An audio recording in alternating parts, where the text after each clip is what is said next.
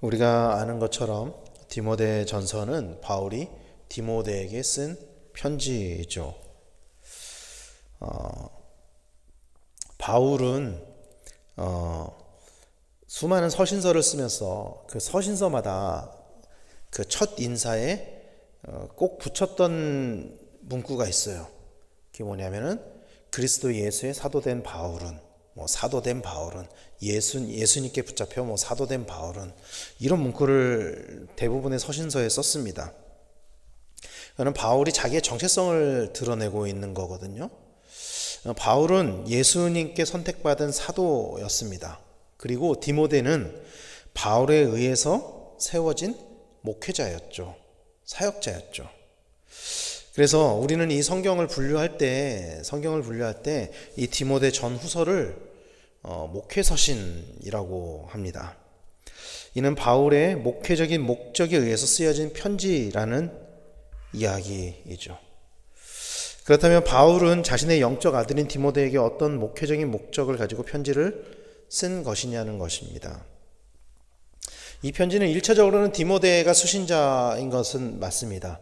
그래서 1차적으로는 디모데에게 쓴 편지이지만 포괄적으로 보면은 디모데뿐만이 아니라 디모데가 담당하고 있었던 당시 에베소 교회를 향해서 쓰여졌다는 것을 우리는 고려하면서 디모데 전후서를 봐야만 합니다. 그렇다면 오늘 본문이 디모데와 에베소 교회의 어떤 교훈을 이야기하고 있는 것일까요? 오늘 본문은 특별히 직분에 관해서 다루고 있습니다. 이 직분이 무슨 뜻을 가지고 있느냐, 사전을 찾아보니까요, 사전적으로는 이렇게 이야기를 하더라고요. 직무상의 본분, 또 마땅히 하여야 할 본분, 이런 뜻을 가지고 있습니다. 그래서 구약에서는 이 직분에 관해서 어떤 직분들을 이야기를 하냐면요, 성전을 중심으로 하는 제사장 직분, 또 찬송하는 직분, 또 성막 문지기 직분, 성전을 섬기는 직분, 이런 것들을 기록을 하고 있습니다. 구약에서는 그렇게 이야기를 하고 있죠. 그리고 신약에서는 이 직분에 관해서 어떤 것들을 이야기를 하냐면 사도직, 감독, 목회자, 집사, 이런 교회를 섬기며 봉사하는 일들을 직분으로 이야기를 하고 있습니다. 그런데 이 구약에서 이야기하는 직분과 신약에서 이야기하는 직분이 미묘한 차이가 있어요. 가만히 보면은 구약의 직분의 방향성이, 그러니까 구약에서 이 직분자들이 섬겨야 하는 대상, 마땅히 섬겨야 하는 대상이 성전을 향하여 있습니다. 구약의 직분은 성전을 향하여 있다면 신약의 직분의 방향은 교회를 향하여 있습니다. 그리고 이 교회라는 것은 교회라고 쓰여져 있지만 사실은 성도라고 볼 수도 있는 거죠. 왜냐하면 교회는 그리스도의 몸, 그리고 그 몸을 구성하는 것들이 지체니까.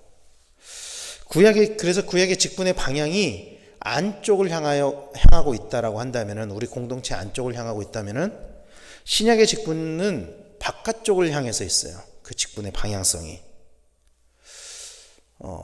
이렇게 될 수밖에 없는 이유 중에 하나는 구약의 직분자들의 구성 자체가 유대인들로만 이루어져 있었죠. 구약의 직분자들은. 근데 신약에서의 직분자들은 이방인들까지 포괄적으로 구성되어져 있기 때문입니다.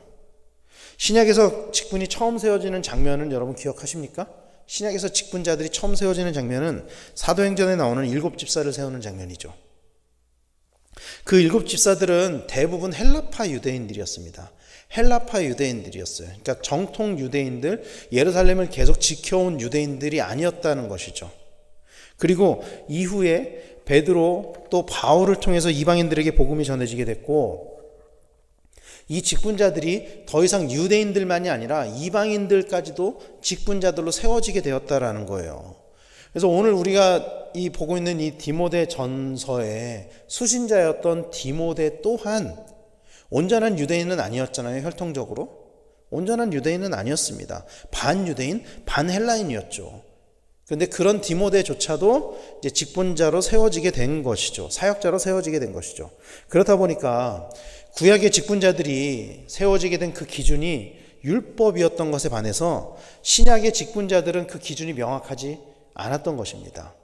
그러니까 구약은 그 직분자들을 세움에 있어서 하나님이 명확하게 그 직분자들을 세우는 기준을 주셨다는 거예요. 율법에 의해서 세워진 그 유대인들, 정통 유대인들, 또 혹은 레위인들. 근데 신약은 그런 기준이 명확하지 않았다는 것입니다. 이방인들은 율법을 지키지 않았기 때문이죠. 그래서 그렇다 보니까 처음 직분자들을 세웠을 때는 그 직분자들 중에는 예수님을 배반한 사람들도 나왔었던 것 같아요. 예를 들면은 그 7 집사 중에 나중에 예수님을 배반하고 떠났던 니골라와 같은 사람들, 그런 사람들이 나왔다는 거죠. 바울은 이런 걱정 때문에 에베소 교회에 온전한 직분자들이 세워지기를 바랬었던 것 같습니다. 사람을 세우고 동역하는 과정에 있어서 온전한 사람들이 세워지기를 바랬었던 것 같아요. 그래서 바울이 디모데에게 편지를 쓰면서 이런 직분자에 대한 여러 가지 기준들을 이야기를 하고 있는 것입니다. 그리고 또 바울이 디모데에게 이런 직분자들에 대한 권면을 한 또 다른 한 가지 이유는 에베소 교회를 걱정하는 마음 때문이었던 것 같습니다. 사도행전 20장에 보면은 바울이 2차 전도여행을 마치고 예루살렘으로 가면서 밀레도에서 에베소 교회의 장로들을 불러서 고별 설교를 하는 장면이 나오죠. 그 자리에서 바울이 그 자리에 모인 장로들을 향해서, 그러니까 이 장로들은 교회 직분자들이잖아요. 교회 리더들이잖아요. 그들을 향해서 이렇게 이야기하거든요. 사도행전 20장 29절 30절은 이렇게 이야기합니다. 내가 떠난 후에 사나운 이리가 여러분에게 들어와서 그 양떼를 아끼지 아니하며 또한 여러분 중에서도 제자들을 끌어 자기를 따르게 하려고 어그러진 말을 하는 사람들이 일어날 줄을 내가 아노라. 에베소 교회 장로들 중에 일부가 교회를 어지럽힐 것을 알고, 그래서 그런 직분자들을 세우고 또 직분자들과 동역을 함에 있어서 그들을 잘 단속해야 하는 것들을 디모데에게 부탁을 하고 있는 것입니다. 그렇다면 바울이 이야기한 직분자들이 가져야 할 기준이 무엇이냐? 오늘 본문은 감독의 자격과 또 집사의 자격을 이야기를 합니다. 쭉 많이 이야기를 해요. 이거를 간단하게 설명을 하면 이런 거예요. 신약에서 감독은 감독이란 직분이 있고 장로라는 직분이 있는데, 감독과 장로는 같은 의미로 쓰여진 직분이에요. 이 감독이나 장로에 관해서 오늘날의 목회자로 보는 시선도 있지만, 그러나 그런 것들을 내려놓고 그냥 오늘 본문에서 이야기하는 그냥 감독, 그 장로를 어떤 기준을 가지고서 세우라고 이야기를 하고 있느냐 보면은 바울이 이야기한 기준은 이런 거죠. 책망할 것이 없으며, 이거는 비난을 들을 일이 없는 상태를 의미하는 것이고요.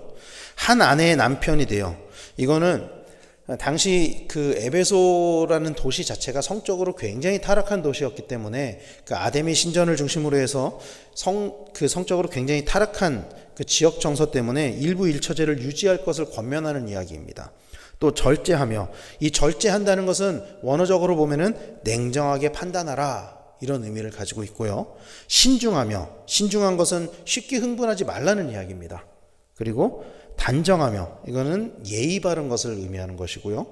나그네를 대접하며, 도움을 필요로 하는 사람들에게 도움을 줄 수 있어야 한다라는 이야기고요. 가르치기를 잘하며, 이 감독의 주요 직무가 가르치는 것이었습니다. 그래서 그걸 잘해야 됐고요. 술을 즐기지 아니하며, 또 술로서 쾌락을 즐기지 말아야 한다라고 이야기를 하고 있고, 또 구타하지 아니하며, 이거는 물리적인 구타뿐만이 아니라 언어적인 폭력도 사용하지 말아야 한다는 것을 이야기하는 것입니다. 또 관용하며, 이것은 관대한 것을 이야기하는 거죠. 다투지 아니하며, 이것은 양보할 수 있어야 된다는 의미고요. 돈을 사랑하지 아니하며 라고 이야기합니다. 돈을 사랑하는 것이 일만하게 뿔이라고 성경은 이야기를 하고 있죠. 또 자기 집을 잘 다스려 자녀들로 모든 공손함으로 복종하게 하는 자, 이것은 자녀들에게 신뢰받는 사람이어야 한다라는 의미고요. 새로 입교한 자는 말지니라고 이야기를 하고 있습니다. 교만하게 되지 않기 위해서 새로 입교한 자들은 배제하라고 이야기를 하고 있고요. 외인에게서 선한 증거를 받은 자, 이것은 불신자들에게도 인정을 받는 자를 이야기를 하는 것입니다. 왜냐하면 당시의 기독교는 사회적으로 적대적인 감정을 받고 있는 종교였기 때문이죠. 이 감독에 관해서 이런 조건들을 이야기를 하고 있습니다. 또 집사에 관해서는 이렇게 이야기를 해요. 정중하고, 이것은 기품이 있어야 한다는 뜻이고요. 일구이연을 하지 아니하고, 이중적인 언행을 하지 말라는 것이고요.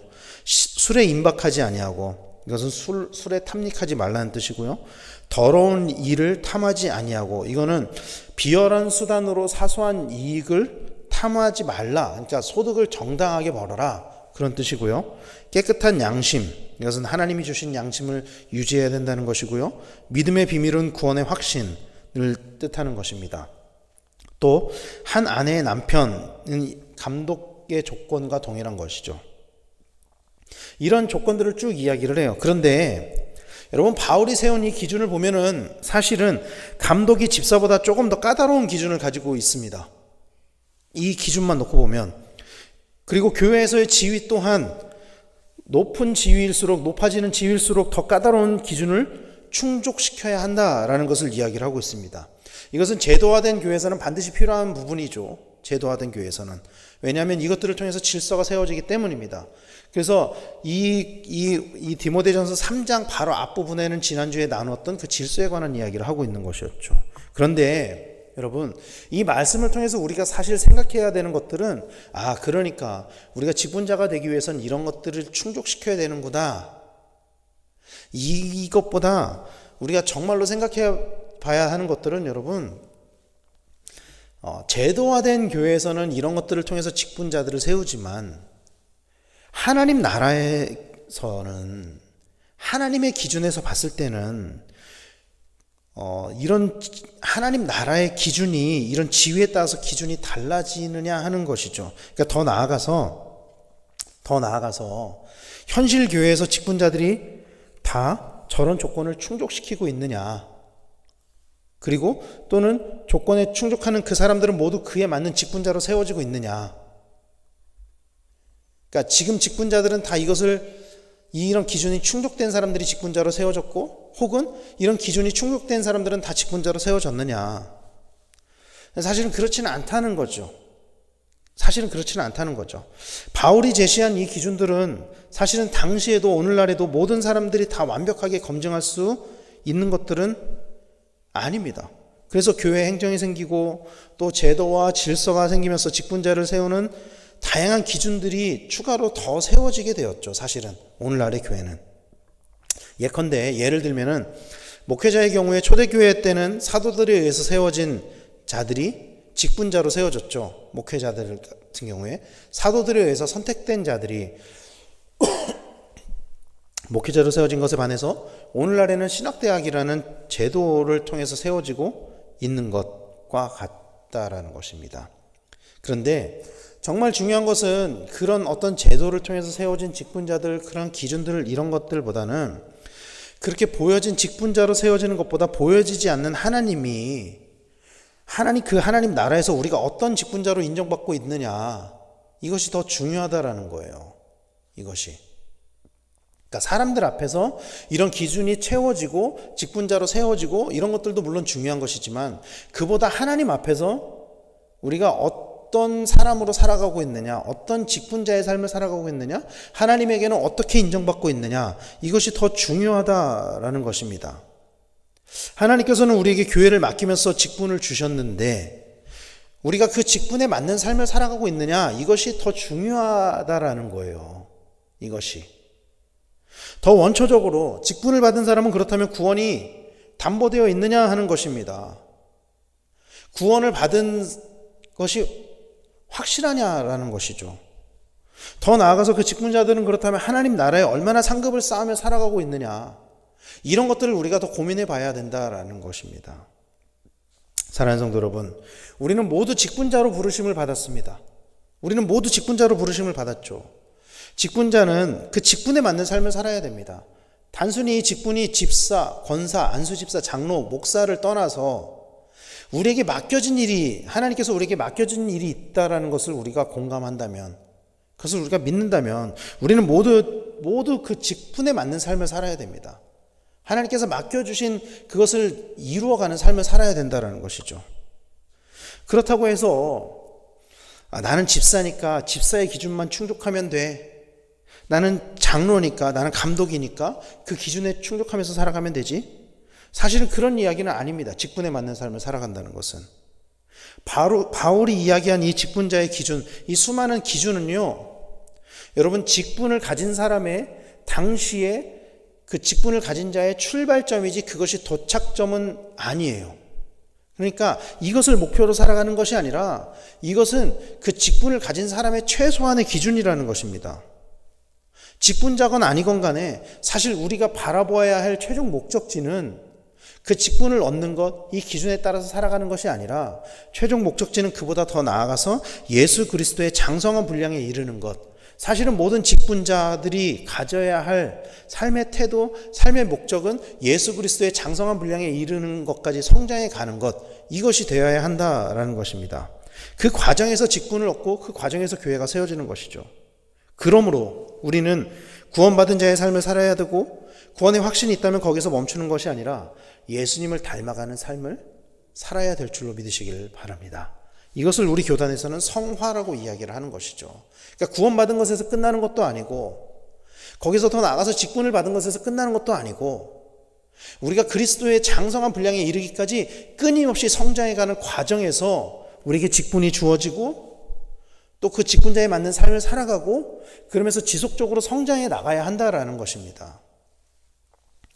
사랑하는 성도 여러분, 오늘날 수많은 직분자들이 세상 사람들에게 지탄의 대상이 되는 것을 우리는 수도 없이 봐왔습니다. 성도들보다 못한 목회자들, 집사보다 못한 장로, 성도보다 못한 집사도 수두룩하죠.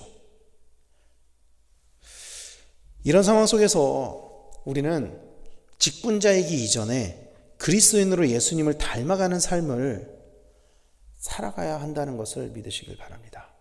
그것이 훨씬 더 중요하다라는 거예요. 직분자로서의 우리가 최소한의 기준을 충족하면서 살아가야 되지만 거기서 멈추는 것이 아니라 예수를 닮아가기 위해서 더 노력하고 더 성장해 가야 된다. 이것이 직분자들이 가져야 할 기본적인 삶의 태도라는 것입니다. 사랑하는 성도 여러분, 직분자이기 이전에 구원받은 성도로서 날마다 주님만 바라보는 성도님들이 되시기를 간절히 소망합니다. 더불어 직분자로서 사명을 받았다면, 우리 모두가 다 사명을 받았잖아요. 그 사명을 받았다면 그 직분에 맞는 삶을 살아가시길 바랍니다. 그 직분에 맞게 주님께서 맡겨주신 교회를 세우고 주님께서 우리에게 보내주신 지체들, 성도들을 섬기는 일에 동참하는 우리 성도님들이 되시길 간절히 소망합니다. 또 그로 인해서 우리 교회가 하나님과 사람들 앞에 세워져서 우리 교회를 통해서 하나님이 기뻐하시는 일들이 정말 넘치도록 일어나게 되는 그런 일들이 우리 안에 충만하게 되기를 간절히 소망합니다. 이를 위해 먼저 세워진 자들, 직분자들이 먼저 교회 안에서 예수 그리스도를 닮아가는 삶을 살아가는 모습을 보여주시고 또 그로 인해서 우리 개인적인 성장뿐만이 아니라 교회가 세워지고 교회가 성장되어지는 일들이 우리 안에 넘치도록 일어나게 되기를 예수님의 이름으로 간절히 축원합니다. 기도하겠습니다.